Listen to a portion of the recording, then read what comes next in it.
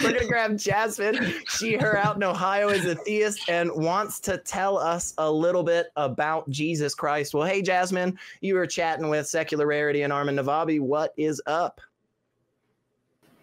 Hello. Good afternoon. How are you? Good. How are you?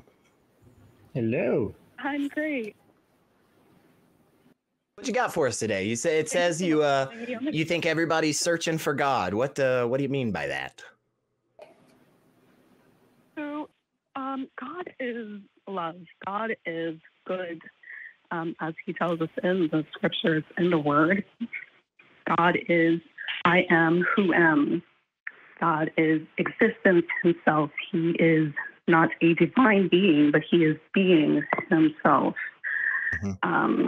God is. Can I jump in just real quick, yeah. Jasmine? I'm gonna let you keep going. I just want to at least get on one level. If I came to you and I said, for instance, like, I don't know, Flarbelboof is existence, would that really help you understand what that word was that I just said? No. No. Cool. So I'm still a little confused as to what you mean when you're talking about God, because currently I don't feel like the descriptions you've given me have done much in terms of actually defining the characteristics of this being. Now, don't worry, we're going to keep going. I think Armin's got something to throw out at you, but I just wanted to give you kind of an understanding of where I'm starting off. Right now, it just sounds like to me what you're saying is God's a pretty flowery concept, which, okay, cool. And if you want to say that concept is like what motivates you in life to be a good person, okay, cool. That concept exists. But if you're then going to say, no, it's actually a physical being that like came to Earth in the form of a human who, died and resurrected, I'd have some issues. But give me just a second. I know I shouted a bunch at you. I think Armin had something, or do you want to give it back to Jasmine, ma'am? No. So when you say God is existence, do you mean that everything that exists is God itself? Like all of existence is God? Is that what you mean? No, not everything. God, we're all within God. We are all within existence. We are existing. Okay, so we're all part. So we're all. So you said no, but then you said something that seemed like then the answer is yes. So you're saying everything that exists is part of God. Yes, yes. Right.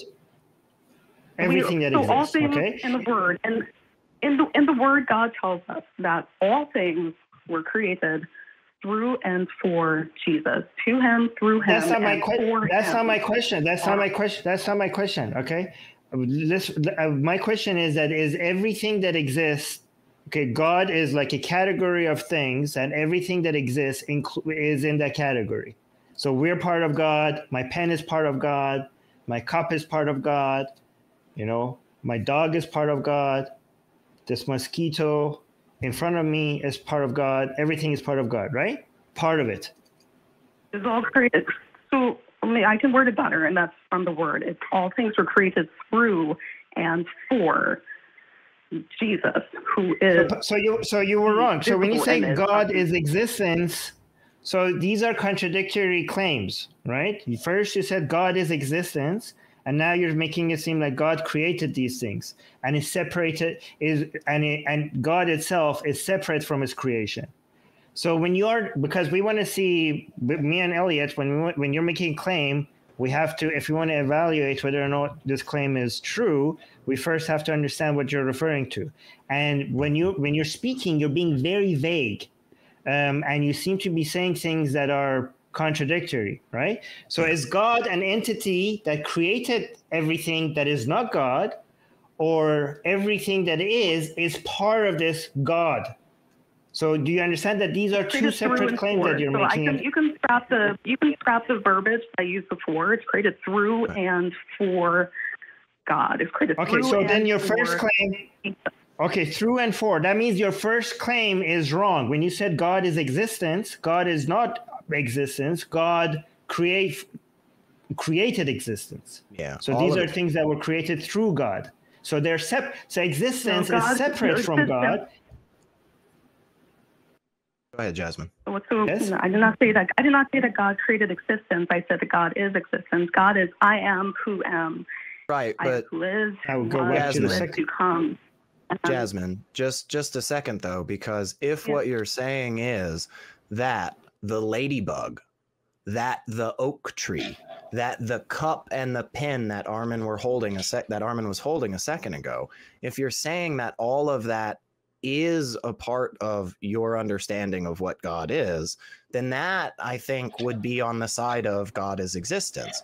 But if what you're saying, which it sounds like this is really what you mean, if what you're saying is all of these things were created through God, all of these came to be because of this God's existence, it sounds like these are two separate categories. You have God and then other things that exist. And if existence encompasses all of that, God and existence can't be the same thing. Does that make sense? No, not quite. Okay, so if existence is understood as a circle that encompasses absolutely everything that does, can, has, or would exist, and part of those things, one of those categories is God, and another one of those categories is not God, but created from God. Do you see why God isn't the same as the overarching circle of existence? Because there's two different categories that both fall under the label exist, and those categories are separate from each other. So what Jasmine, are you with us? Go ahead. Yes, I am. What we're trying to do is trying to make you speak more clearly, because everything you said is, to be honest, a bunch of mumbo jumbo that is vague, and it doesn't really define what you're talking about, right? And it's really not, what you're saying is not really worth that much when it's so vague. And this is why we have such a big problem with religious language. It all sounds very poetic, but it's absolutely useless because of the vagueness of it. Mm-hmm. And we can't even begin to talk to you because you haven't, the way you speak, it's not even clear what we're talking about. And it's very interesting to me that people find this convincing at all, because it doesn't even begin to make a claim.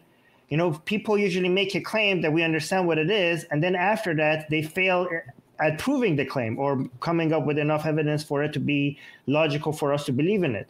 But this,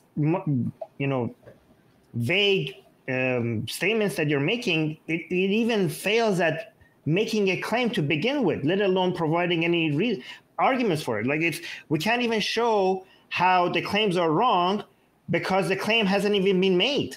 Do you understand? And that's the problem with making such flowery, vague language. Go on.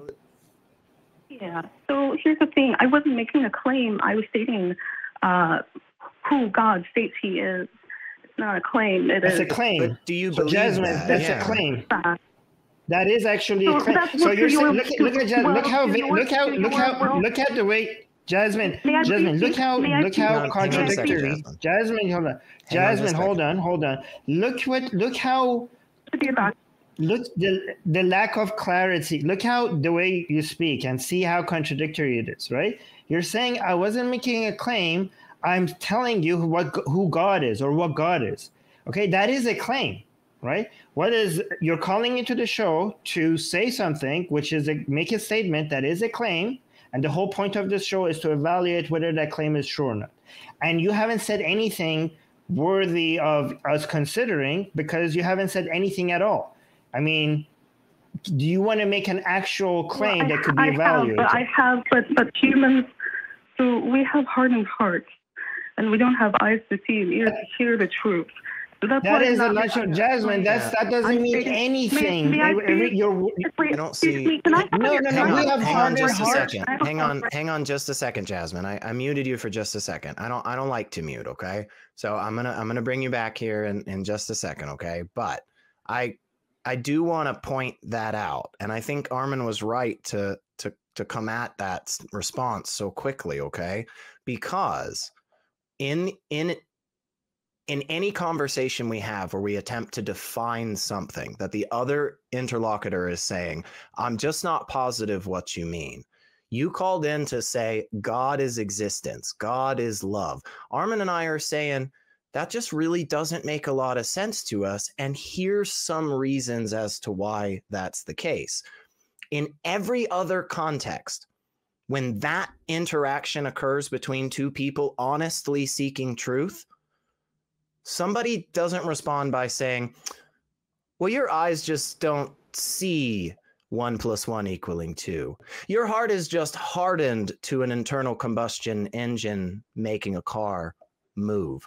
No, it's not a response that happens in any other context. We don't go, my gosh, look at this beautiful addition in medical science we've just come up with. And then somebody go, nah, your heart's just hardened. That's not how that works. So it's strange that in this conversation, that was something so quick that came up when all we're trying to do is just say, hey, based on the definitions you've given us currently, doesn't make a lot of sense.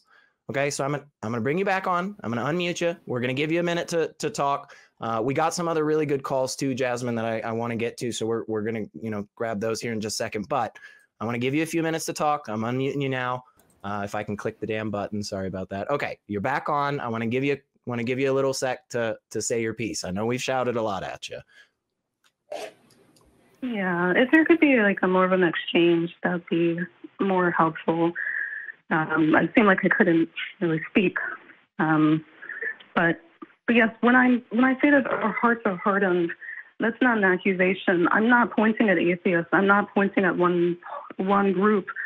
It is the hearts of man, essentially, is that we're all seeking. God has placed eternity into our hearts. The God is love. Everything that you know is love, that is good, that you are seeking for, that you're reaching for. Jasmine, that you're back to the vague language. Wait, it took you only about 30 seconds to get back to the vague language again that we initially said was the issue. And it's just, I'm confused as to why you would go right back into that and why you would say it's not an accusation and then accuse everyone. Like, I don't think you're just accusing atheists. I think you're accusing Christians too. You're accusing your fellow brothers and sisters in Christ of being broken, shit, fucked up people. And all because this book just said it once, but it's not a claim, SR. It's not a claim, man. Hang on, I'm gonna give it to Armin, and then we're probably gonna wrap it up. I don't understand why we should, like, Jasmine, you are saying a bunch of absolutely useless statements that mean nothing at all, and you are saying, like, let me go on, let's have an exchange. You are not having an exchange. Imagine if you wanted to hear what I had to say, and I said butterflies live under the ground. The sky is green. Waters go up. Pens go left. Yeah. Cars walk. And then you're like, wait a minute, what are you saying, Armin? I'm like, no. Let me finish. We're having an exchange here. Let me make my point. And then I'm like, okay, go on. And they're like, walls rain upon us. I'm like, what the hell are you saying? Like, I have to cut this nonsense and get in because you're not saying anything. This is a bunch of vague nonsense that absolutely have no meaning at all. We obviously, for us to have an exchange, we have to cut you to figure out what the hell you're talking about to be able to have an exchange. We're not going to let you go on saying meaningless words. Yeah. And Jasmine, I appreciate you giving us a call, and I do hope you call us again in the future, because I do think there is a space for us to have a good dialogue and a good back and forth. But maybe my suggestion would be maybe take a second to kind of have more of an understanding and an explanation of what you're trying to say when you say God is love, God is existence, because with very quick pushback, it just showed that there wasn't much of an explanation there. And I think we need that.